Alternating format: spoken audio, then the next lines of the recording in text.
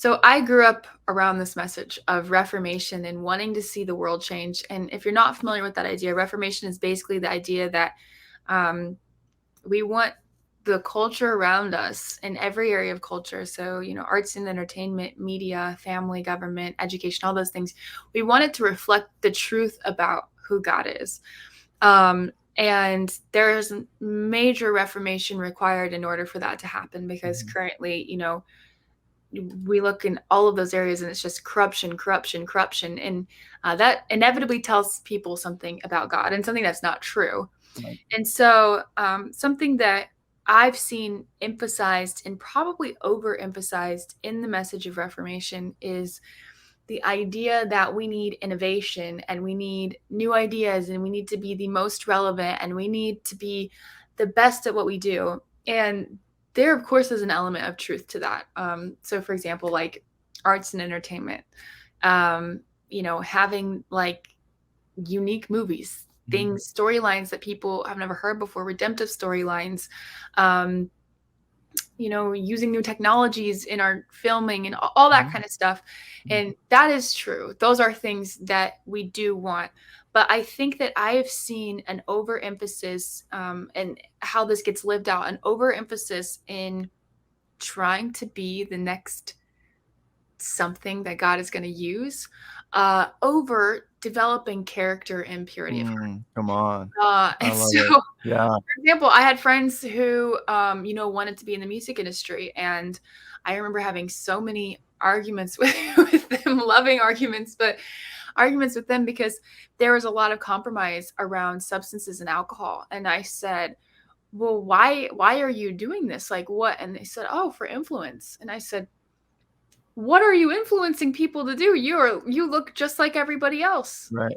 You have cool music and different lyrics than other people, but the way that you live looks just like the world around you. Come on. Yes. So what's the point? Yeah.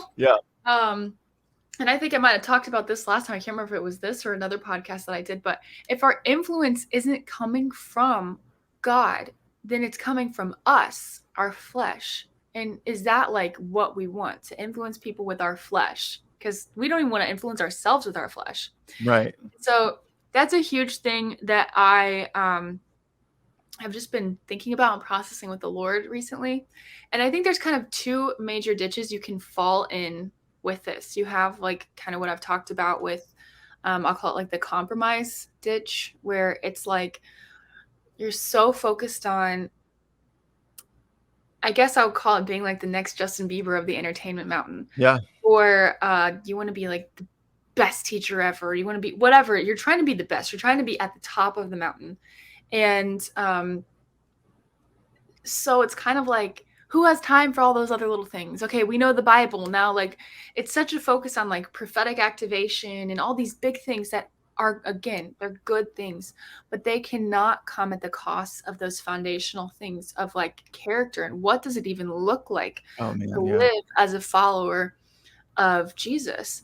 And the other ditch that I see people fall into, and this one might sound bad at first, so I'm gonna have to explain myself, but it's go for it. Just do it. Rip the Band-Aid off. The presence over everything people. They're like, we just want the presence of God. We just want the presence of God. And yeah, we should just want the presence of God. But the problem is that what I've seen that become in specifically like the charismatic movement is what they really mean is supernatural experiences. And sometimes they're not even supernatural experiences. Sometimes it's just feelings that you're having. Yep. And so you're looking for a specific set of feelings.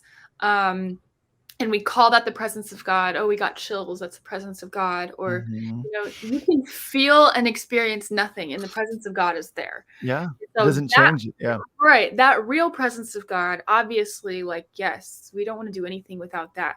But this experiential, like feelings-based, I think both of these things, one is like, just hyper spiritual and spiritualizing things that are not spiritual, to be honest. And then the other one is like, oh, none of this matters because God just, God uses broken people. And so it doesn't matter that I'm not addressing massive character flaws. I'm just going to, keep climbing the mountain.